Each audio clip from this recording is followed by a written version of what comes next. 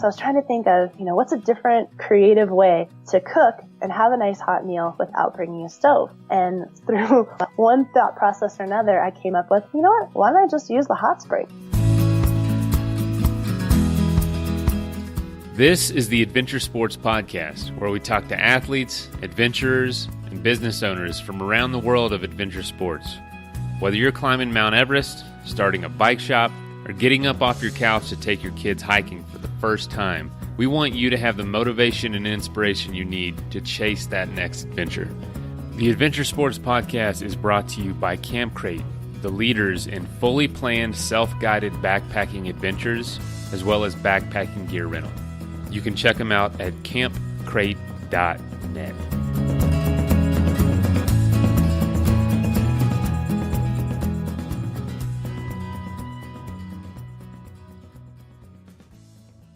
Hey folks, this is Mason. I am not the host today. This one is going back to 2017. Kurt is hosting, and he is interviewing Shea, and they are talking about food on your adventure. How to make really good meals while out on your adventure, whatever you're doing. I thought about doing an updated version, but you don't want to learn how to make your backcountry meals from me, because I'm the type of person to find food on the trail and eat that, even if it's been bitten into. I'm not great. I'll tell you, my favorite, strangely enough, it's weird, I know, but my favorite thing to eat when out on a trip, I feel like it's a treat, is when I get to make ramen noodles, mashed potatoes, instant mashed potatoes, that is, and a can of tuna, and I mix it all together, and maybe a packet of mustard or something. Doesn't that sound awful? I remember I made it one time at home, and my wife was there. She thought she's like, who the heck did I marry? Who is this person? I need to get out of here. Thankfully, I can cook pretty well at home besides that time. So I decided not to do an update on this and leave it up to the professionals. And so Michelle does a great job, talks about just all kinds of neat tricks and recipes to help make the backcountry and your next adventure a little more, enjoyable. But I will say, it's something about not indulging yourself on an adventure can be cleansing as well. We talked to a guy recently that all he eats is peanut butter and ramen. That episode's coming out soon, and all he eats is peanut butter and ramen noodles for like 50 days. And that just sounds terrible, honestly, but he says it's an exercise of discipline. Yeah, I don't want to do that, and I don't want to keep eating ramen noodles with mashed potatoes and tuna. I don't want to keep abusing myself like that, so I need to start learning some better habits with that. Anyway, speaking of which, today's episode is sponsored by Peak Refuel, which is quite literally the opposite of the recipe I just told you. It is fantastic food. It is the best meal I've ever had in the backcountry. You can get 20% off by using the code ASP20. Y'all, give it a shot. All right. Patrons, thank you. We had a couple new patrons this week. We really appreciate it. Huge help. If you'd like to become one, details are in the show notes. All right, let's get into this. Hello and welcome to the Adventure Sports Podcast. Boy, am I excited about our guest today. I know over the years, if you are like me, you've experienced the same thing where you go into the backcountry somewhere and you start eating dehydrated foods or something, and over time, you're just like, this just really isn't cutting it, and you're looking for the solution for outdoors cooking that feels good and tastes good and is light enough to carry and the whole 9 yards. So today I have Shea with us. And Michelle started out growing up in San Diego as a beach girl, but she fell in love with snowboarding, which took her through Colorado, and she's currently at Lake Tahoe. And she also spent some time in New Zealand, and all of this led to her experiencing more and more of the outdoors, and that led on to her developing a business on adventure dining. And she says cooking and nutrition for people in the outdoors, being able to eat real food on the trail. So I'm looking forward to this. I think it's something that needs to be addressed, and I'm really excited to learn from Michelle. So, Michelle, welcome to the program. Thank you so much for having me. I'm excited to be here. So, Michelle and I met at Outdoor Retailer, just very briefly, and I'm excited to get more information from her about her new business. AdventureDiningGuide.com is where you can learn more about her business, and she's putting together all sorts of information that's going to go onto television and onto web-based shows as well about this outdoor cooking. So she is the expert that we're going to talk today. But before we dive into all of that, Michelle, I want to hear about your snowboarding a little bit. So tell us the story about how you got started snowboarding and where it led you.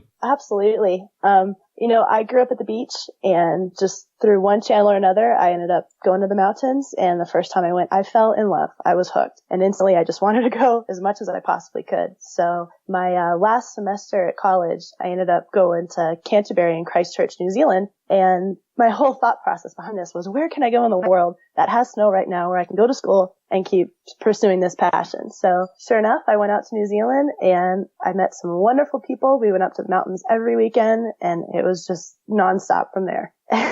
So, Michelle, you ended up snowboarding in a lot of different places. So did you start snowboarding then in the mountains in California or in New Zealand?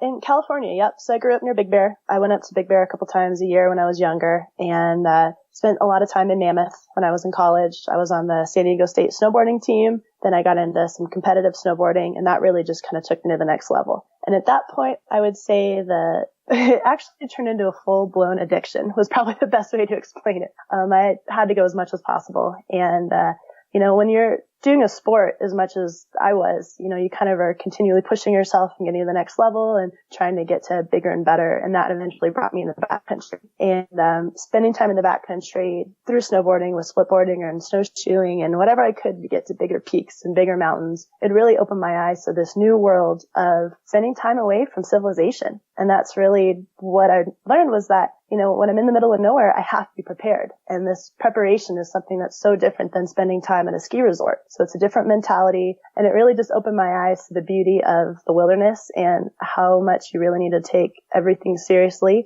and be prepared. You ended up in New Zealand first, or was it Colorado first? I mean, how did that work out? Yeah, so I went from San Diego to New Zealand to Mammoth to Colorado to Lake Tahoe with a lot of New Zealand and Argentine trips in the mix of our opposite seasons. So it was just basically about 5 years of an endless winter. And I was doing everything everything I could to just keep riding. Oh, that's wonderful. So are you still crazy about snowboarding now? I absolutely am. I live in Lake Tahoe, and, this is such a great place because I really have the best of both worlds here. I have wonderful mountains for the winter time, and we have so much snow right now. It's just unfathomable.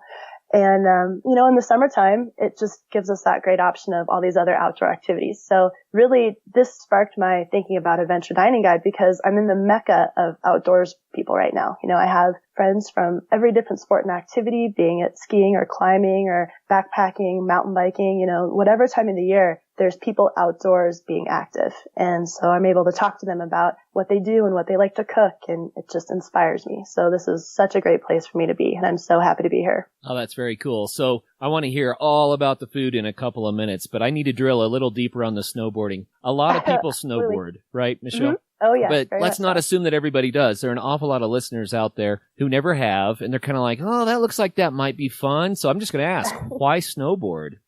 Honestly, it's just one of the most wonderful and freeing feelings. And I've had friends that, you said you never really get a great powder day until you're on a snowboard. And I'm not big of a skier, so I can't really compare it to it, but that's it. It's addicting. And it's this feeling of floating and control. And I love that it's not a team sport. That's something that really drew me to it because I grew up playing a lot of team sports. So it's just that individual expression. And it's an art form in certain ways that you can really just go out and either if you're having a bad day and you need to get out some frustration and some emotion, I can go really fast and ride really hard. Or if I'm with a lot of my friends, then we're a little bit more of a creative expression, then we could go out and find ways to creatively attack different parts of the mountain. And honestly, it's a social event. You could do it by yourself. You could do it with friends and be social, but it's just a wonderful sport. And there's a lot of great ways to start nowadays. There's a lot of the Learn to Ride programs. Burton does some cool stuff. And there's a lot of resources online. So even if you do want to get started in this sport, you're not alone. There's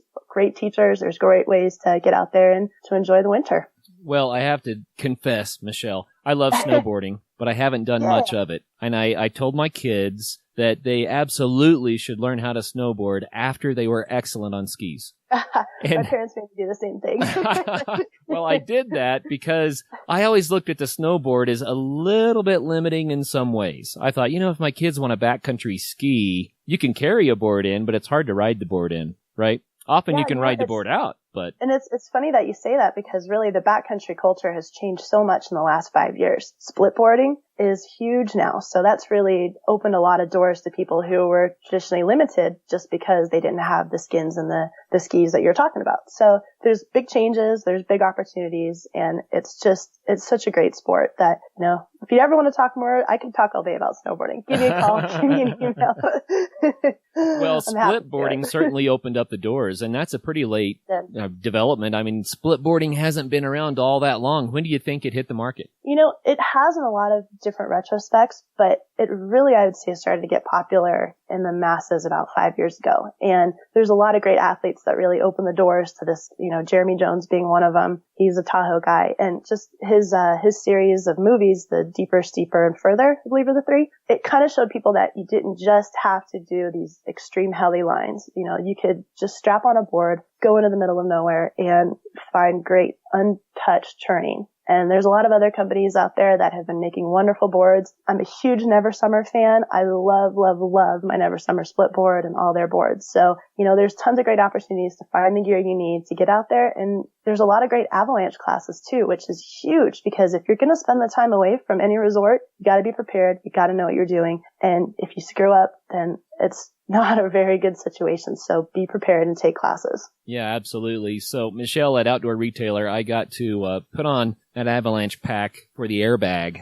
And oh, nice. Yep. I got to fire the thing off and see what it was like for that to go off around your head, And yeah, I have one of those. They're great. Oh, I loved it. I absolutely loved it. In my time in the backcountry, I just avoid avalanche terrain as much as I can. That means I'm avoiding a lot of the fun I could have had, if I had a little bit better equipment and what have you. So anyway. But you know what though? That's smart and safe. And when it comes to that sort of conditions, it's so much better to be safe than sorry. And I cannot ever, ever, ever stress enough that if you're not prepared, if you don't know what you're doing, don't do it. It's not something you can just grab a pack and throw on and go in the middle of nowhere. You have to be prepared. And I think that's what splitboarding has done is it's made more terrain accessible, but it's also increased a lot of people's avalanche susceptibility. So just be careful. That's the number one thing I could say about that. Thank you for saying that for me. On many shows when we've been talking about skiing in the backcountry, I was the one that had to give that speech. So I appreciate that.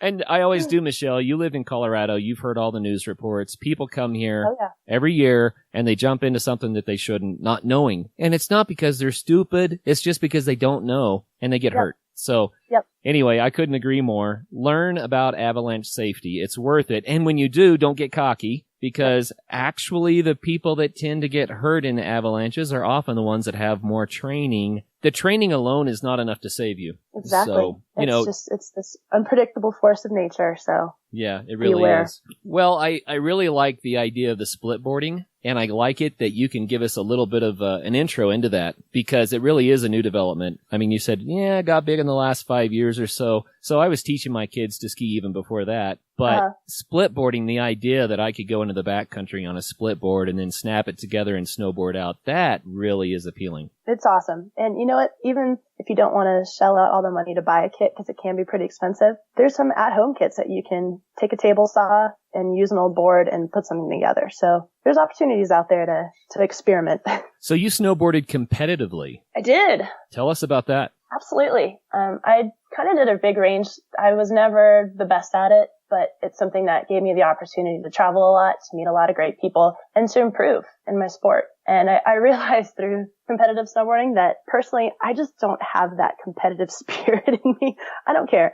I'd rather just go out on the hill and have fun and ride. But I did some Burton Opens. I did big mountain stuff, a lot of rail jams, kind of a little bit of everything. And it's interesting because, I feel like a lot of people that are coming up in their sport nowadays, be it skiing and snowboarding or whatever, that's just, they're so focused on one type of competition, slope style or half pipe or big mountain, that you kind of miss the whole variety of the sport. And I was more interested in just doing a little bit of everything. So I guess a jack of many trades would probably be the best way to put it. Well, that's a lot of fun too. Well, I think snowboarding is wonderful. I really do. And I have to say, I'm primarily a skier, but I'm not one of these skiers who looks down on snowboarders. And hopefully, snowboarders aren't looking down on skiers. We do ride the slopes different ways, but it's all fun and it's all great. So Absolutely. Thanks for kind of sharing that with us. Of course. And, just a quick tip on that is, like you said, everybody shares the mountain together and there's no need to have all that animosity. It's just, everybody's out pretty much doing the same thing, but with a little variation to it. So it's just respect. Giving respect gets respect. Oh, absolutely. You bet.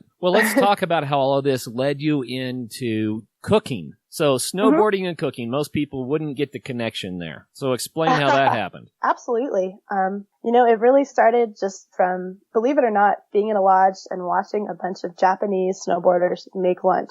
And when I was in New Zealand, because a lot of the opposite season people would travel down to New Zealand, and we'd get big group of Japanese people and Canadians and Americans. So, we had Europeans, people from all over the world. But it was amazing because a lot of my friends from Japan, they traveled in these really tight-knit groups, and they would come in for lunch, and they would use one teeny tiny pot, and they would cook tea and soup. They would feed 10 people off of this one little pot. And I just watched in envy going, oh my goodness, I'm eating a granola bar and you guys have this 3-course meal that you made using barely anything. And that really just sparked my primitive thinking about, all right, there has to be a better way. And the simplicity to it was, taking basic ingredients, a hot item to heat them up, and just making awesome lunches. So that kind of sparked my thinking about how do I make this better? And then just through spending time in the outdoors with various friends and people, especially people from all over the world, I got the opportunity to see how other cultures interact and eat. And, food has such a great way of bringing people together, just like spending time in the outdoors does. That, when you have a meal with somebody, it's really a great opportunity to just get to know them.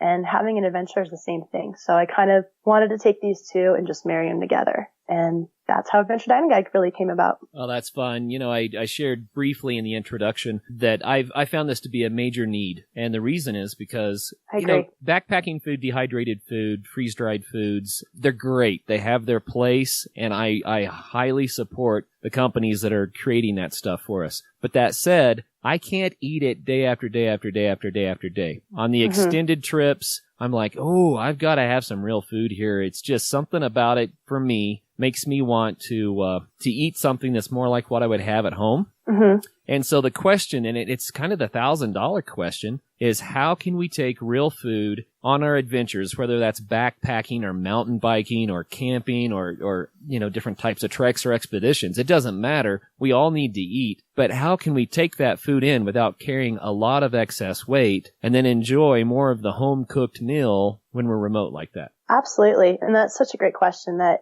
really I get to talk to people a lot about that because it is a common concern. And I'm with you. Dehydrated meals are great, but it does get to a point where you're like, okay, I'm ready for something different. And they can get really expensive too. And be careful with the labels because some dehydrated meals really don't have very good nutrition. So my planning process for these trips, it's 4 stages. And really what I like to focus on is bringing foods that support your journey, that are nutritious, and that, are things that you would normally like to eat. And I think that's a big thing to take into consideration too, is that you don't want to mix up your diet too much because your body is already going through a lot. When you're traveling in the outdoors, you're more susceptible to injuries, to getting sick, just to mental and physical exhaustion. So you want to have the right foods that support this, and bringing foods that are nutrition based will really, really help support your body so you have a more successful journey. And going on that line, my process is 1, storage requirements. The first thing that I look at when I'm planning for a backcountry adventure is what kind of storage am I using? Do I have refrigeration?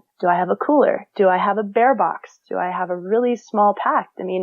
What do I need as far as my storage goes? And then after I kind of get that figured out, that really helps me break down the foods that I can bring with me. So the next phase is I look at the duration of the journey. And with that, it really cuts down the amount of foods I have because this is really where longevity and storage and, maybe you need dehydrated things, all of these length of the food survival comes into play. And then the third I look at my cooking options. Now, am I going to be making a fire? Do I have a stove? Do I need extra fuel? Of all the little details that go into preparing and making this food. Or am I going stoveless? Again, tons of options, but finding the one that fits best for you and your journey helps you go through this process. And the fourth one is just your personal style. And the best thing I can say about that is stay true to yourself. If you like eating a certain way at home, try and bring that into the backcountry. Reward yourself with foods that you really like to eat.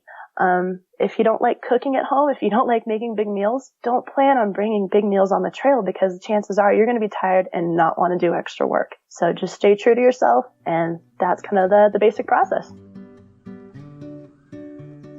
I'm sure you have tried some freeze-dried and dehydrated meals before, but I promise you've never had anything close to as good as Peak Refuel.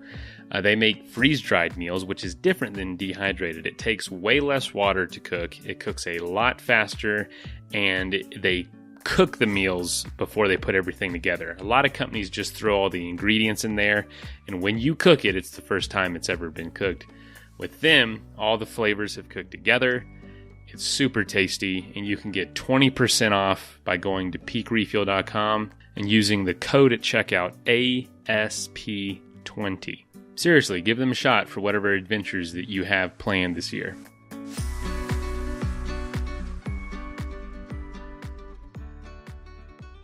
So I like your 4 steps. They were storage requirements, duration of the journey, how you're going to cook, what your cooking options are going to be, and then your personal style, staying true to yourself. How does this translate into getting the right food and going? So kind of after looking at these 4 steps, it'll give you a better idea of the type of food you need.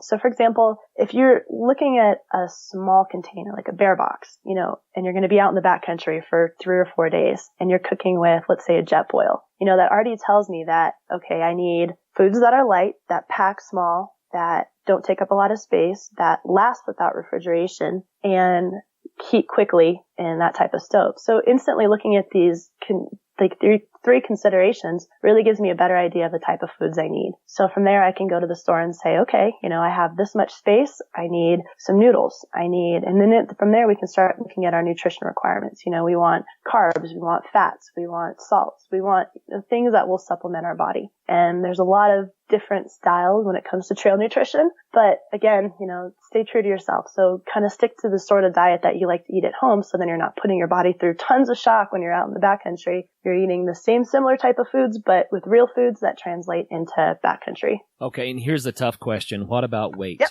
What about weight? Oh yeah. Weight is huge. You kidding me? That's a big, big part of it. And there's lots of options when it comes to weight, but dehydrated is a good way to go for a lot of people. Most people swear by it, but it kind of just has to fit your style and your cooking. And, if you have weight concerns, then you need to instantly start thinking about light foods and, powders and things that have big flavors but don't weigh a lot.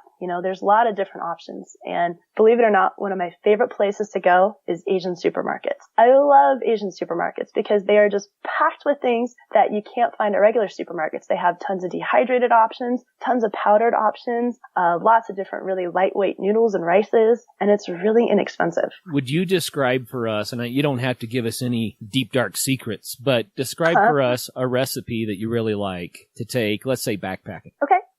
Yeah, actually one of my favorites I came up with, and I think I'm thinking of because I was just talking about Asian stores, is a curry noodle bowl. And it's a dehydrated meal that I made that you don't need a dehydrator. And the awesome thing about this is that you can eat it cold or heat it up. So you have all this option, and it's great any time of the year, but it's simple. It's just some lightweight rice noodles, and it's extremely lightweight, by the way, but it's lightweight rice noodles, some miso powder that you can just get at one of those miso soups. It has some curry, some coconut powder, garlic salt, and just really, really light basic seaweed. And that's about it. And then you just add water. You can either heat it up again or just add some cold water, let the noodles soak, and it reconstitute itself. And it's extremely lightweight. So kind of finding things that work in these situations, it helps you prepare. And this is something that I make. I have tons of little baggies of these noodle bowls. So if on hand I'm just happening to go out on a journey, I've got them ready to go. So, It's not this big preparation that a lot of people get overwhelmed with when it comes to these trips. It's stuff that you can have and you can eat it at home, or you can take it in the backcountry with you. Okay, so if people want to know more about this sort of approach to wilderness cooking, where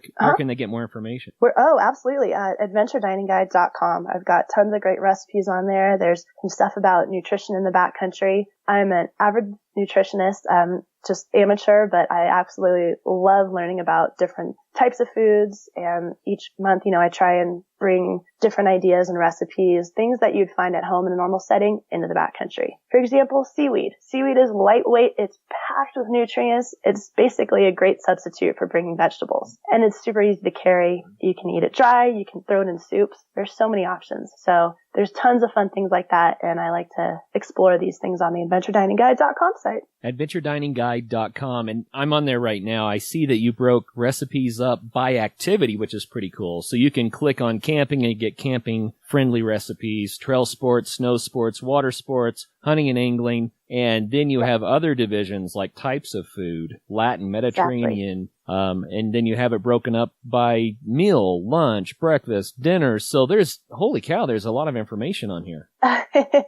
I try to be thorough, but there's so many neat things about food, and food relates to every activity, age, and ability. So I really wanted to just keep it broad so everybody can come on, find something that fits their needs, and go out and explore. And that's really just my whole goal with this, is to get more people outdoors, to make the outdoor experience approachable, and to not feel overwhelmed when it comes to planning and packing. And I think that scares a lot of people away from spending time in the wilderness. So if you know what you're looking for, you know how to prepare for it, and you have good food, you're going to have a great time. Or it'll help you have a great time. Well, let me ask you for some advice then. Of course. This last summer, two of my boys and I took a through hike of the Holy Cross Wilderness area. And there's an episode, I think, on our show about it, so people could go find out more information there. But my goal was for none of us to lose weight. And the reason is because we're tall, skinny fellows. We don't need to lose weight, right? But Absolutely. We also had to carry 9 days of food. There was no resupply. Yep. Add to that the area where we went didn't have trails. So it wasn't like there was a trail and we would opt to go off trail to experience something. There were not trails. It was an area that was just so remote, people don't go there. And so sounds awesome. Well, it was a blast, but here's the food part of that, right? Mm-hmm. It always took us about 5 more hours to get to our destination than we planned because we're off trail. And that means more exhaustion because we're off trail, longer days because we're off trail, less time in camp because we're off trail. You get the point here. Yep. And so we took, because we were concerned about this, we took dehydrated foods with us, and where it says, it was 2 servings, we go, oh, no, that's 1 serving for sure. So we took double the food that it said on the package. And then we also took things like peanut butter mixed with butter, things that were calorie dense. We even each of us carried a jug of olive oil, just so when we made our dehydrated food, we could pour olive oil into it to get more calories, because it's calorie dense and very healthy. And so we did all of those things, and 9 days later, we had all lost about 10 pounds each. So, what do we do? What's your advice? I think the word that you really hit on there is calorie dense. And, in situations like that, it's hard because you're burning so many calories per day that it's tough to keep up on your body's needs. I mean, especially if you're going off trail and doing all this extra work and exertion. I think the most important thing for situations like that is snacks. Really, you need to keep up with your body's metabolism. Throw snacks that are extremely caloric dense in every pocket. So every time you stop, you're keeping up with your calories. And a great example of this is, I talked with Trauma, who is a long distance through hiker, and he lives in Truckee. So he was explaining his journey when him and his co-hiker hiked the entire Pacific Crest Trail in the wintertime. And their story is phenomenal. If you ever get a chance to check it out, it's Justin Lichter and Sean Forey. And their story is awesome. But that was basically their main concern, is that, they're in the wintertime, they're burning so many calories, just A, from walking, and B, from the cold, that they had to constantly keep up with this need. So they would get high caloric, just dense foods, keep them in their pockets, and every single time they stop, just eat, even if they're not hungry, just so their body's constantly getting calories. And like you said, there's oils, there's peanut butters, there's lots of great foods that you can put in small containers that pack really well, that pack really light, that still have great nutrition, especially with those oils. You're getting some great omegas. You can get things with antioxidants, so it helps your blood flow and keeps up with all the free radicals. And then again, you're helping your body get all the calories it needs. Well, I can see how it would be even more challenging in the wintertime. That would be tough.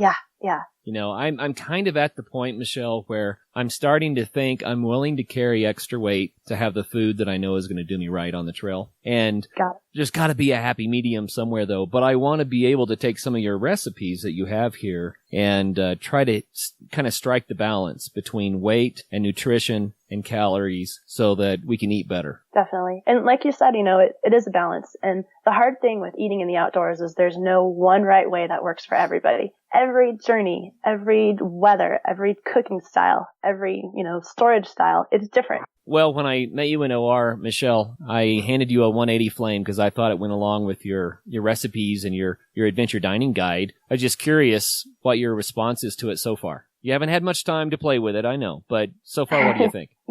I took it out and I set it up, and it was really, really easy to put together, which was awesome. The whole functionality of it, I really, really liked it. And I could see it being used in a lot of different applications, which was exciting because, especially for backpacking, being in the middle of nowhere and heavily wooded areas, it's just awesome. And it was really sturdy, which I was impressed about too. I could see putting, even if, you're in those situations where maybe you have a lightweight pot or you have a heavier pot, if you're not just backpacking, like at a camping situation too, it has that functionality to it, which I thought was really neat. And I'm very excited to play with it some more in the future, as soon as we get rid of some of this snow. Play with it a little bit, but then contact us and I'll see to it that you get a 180 stove, and that's a larger version. It's still lightweight. It's just 10.4 ounces, but oh, cool. The stove is big enough you can grill on it as well. Awesome. That's a great idea. Yeah. And, I like too that it's something that I could use as a backup. For example, if I'm car camping or, going somewhere where I'm not carrying it, but I just need to have a backup stove in case like a propane stove isn't working or, things just go wrong, and I like to be prepared. So I see that as an awesome opportunity to either use that as my first stove or a backup stove. Oh, yeah. The other thing that we really enjoyed about it on our thru hike, we took a 180 stove with us, but we could, if we wanted to in the evening, sit around and feed twigs into the stove and not worry about burning too much fuel. Nice. So that allowed us to cook things we wouldn't have cooked otherwise. It allowed us to just sit around and enjoy the fire and that sort of thing. So, if you're carrying your fuel in, then you're going to be pretty careful about how much of that fuel you're using up. And with natural fuels, it's all around you, so kind of opens up some options you wouldn't have otherwise. Especially on that 9-day thru hike. You probably would have burned through a lot of canisters of fuel, so that way it just even lightens your pack a little bit more. It's kind of funny. We took some alcohol stoves as well and a little bit of alcohol, and we thought there are going to be instances where we might want to use that. The crazy part about it is one evening it had been raining and everything was wet and it was really late and another storm was headed in, so we wanted to get under our tarps really fast. Sure. So we grabbed the alcohol burners thinking this should be the fast way, right? Holy cow, it was not. It did not work. Really? We struggled and struggled and struggled and couldn't even get our water to boil. We went through almost all of our fuel that we had brought on the trip trying to boil enough water just for the three of us to hydrate our food. Wow. Well, just goes to show you it's good to have backups. Yeah. So the next morning, it had rained all night. Everything was soaked to the bone. And I said, forget this. I'm going to use my skills and do my wood stove, and with the natural wood stove, I had a fire going faster. We boiled water faster. We didn't have any issues. If you know how to cook with wet wood, then it wasn't any problem. And then in the end, I thought I wouldn't even bring the alcohol next time. It wasn't worth it. Do you ever have a problem with fire ban areas with that stove? That is something that people need to be aware of. And there are some areas where fire bans are more or less constant, but most of the time, the fire bans are only if there's a dry season. So like in Colorado, there will be a few weeks in the summer where some areas would say don't use it, but they have different regulations in different places. So it's worthwhile to find out. We also sell an ash pan, and you can also put another sidewall in place. And I don't want to go on about the stoves, but that makes it a fully enclosed cooking surface. So it meets a lot of the requirements for some fire bans, not all fire bans. So you do have to be aware of it. There are times where I won't take a natural fuel stove into the woods. Do you cook over campfires? I do, absolutely.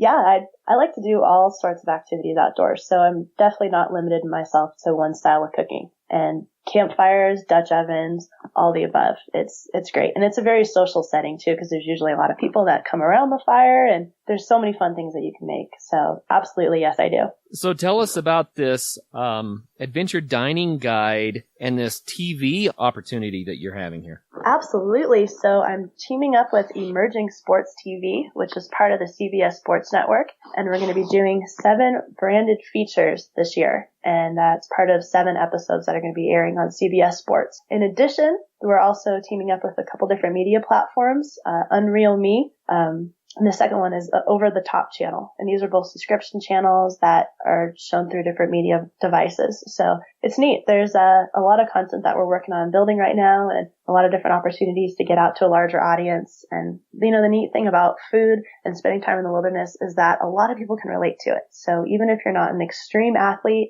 even if you're just a weekend warrior, everybody has that constant need to eat and that interest in food. And I think with this foodie culture that's coming up, a lot more people are starting to appreciate the whole cooking and nutrition side of food. So it's exciting. Oh, that's great. Congratulations. Thank you so much. That could not have been easy to get that lined up. Do you have any hints for people that are interested in trying to connect with the television industry? You know, honestly, just keep knocking on doors. That's all I've been doing for the past year, is just talking to as many people as I can and trying to get the word out there. And eventually the right person came around and they said, I love what you're doing. Let's get on it. So just keep at it. It's kind of a very general tip, but you know, the more content that you have and the more that you really work on finding things that people can relate to, the more reception that you're going to get. And it's going to be easier to get to a larger audience. Yeah, good words. So how about another recipe? Ooh, you know, what are you in the mood for? Mediterranean. I'm on your site, so this is a test. Okay. I have the cheat sheet right in front of me. Mediterranean style, I've got so many fun things. Couscous, it's so easy. And this is kind of like the outdoorsy person's go-to, I feel. That a lot of people I talk to, couscous recipes, because all you have to do is just boil water, add whatever flavoring you'd like, and then just let the pasta sit in it. And that's all couscous is. It's just little teeny bits of pasta that cook in 5 minutes. So it's so easy. It saves a lot of fuel, and you can add tons of bold flavors and lots of awesome ingredients. So that's kind of my base. I'll start with couscous and olive oil, then add in, you know, cheeses and salamis, whatever I have with me, and just mix it all in a big pot and serve it. And again, you know, each ingredient kind of comes down to how much time I have, the length, there's shelf life, how much time I'm spending in the backcountry, and how many people I'm feeding. But I love making couscous, especially for big groups. Yeah, that sounds like a good one. Time for a quick message break. So, you know the show's brought to you by Camp Crate. They specialize in self-guided, pre-planned, all-inclusive backpacking adventures, as well as trip advice, and as well as camping gear rental. So if you're in need of any of that stuff, reach out to them at campcrate.net.